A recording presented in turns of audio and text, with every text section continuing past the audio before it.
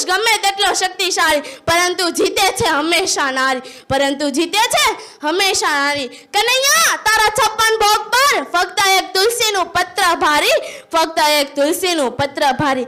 જેમ નદી વગર સાગર અધૂરો છે, નદી વગર સાગર અધૂરો છે, એમ જ તે સ્ત્રી વગર સંસાર અધૂરો છે, સ્ત્રી વગર સંસાર અધૂરો છે. સ્ત્રી નથી તો જગત નથી, સ્ત્રી નથી તો જગત નથી. કારણ કે આપણને જે જન્મ આપે છે ને તે જ સ્ત્રી છે, કારણ કે આપણને જે જન્મ આપે છે ને તે જ સ્ત્રી છે. જેમ ઘર કે મકાનને મંદિર બનાવનાર એટલે સ્ત્રી. ઉદાહરણ તરીકે કહી દઉં તો તમારા ઘરમાં કોઈ સ્ત્રી, દીકરી, માં, બહેન ન હોય તો એ ઘર નથી લાગતું, પરંતુ તમારા ઘરમાં કોઈ સ્ત્રી હોય તો ઝૂંપડાને પણ મંદિર બનાવી રહી છે, ઝૂંપડાને પણ મંદિર બનાવી દે છે.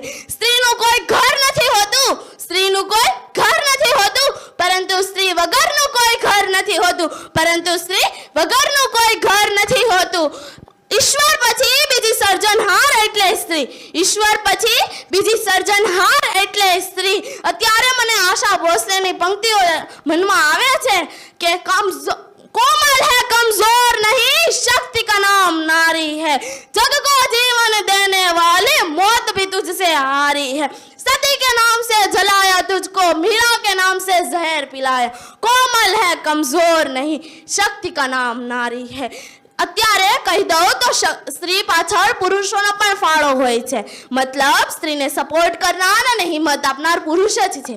જેમ કે પિતા, ભાઈ, બાપ, પિતા અને ભાઈ બે સરખું જ થાય, પિતા અને બાપ, ભાઈ, પતિ અને પુત્ર તે પુરુષ જ છે. તો બધા જ મારી સાથે એકવાર નારો લગાવશે કે નારી શક્તિ, ભારત માતા કી વંદે. Thank you.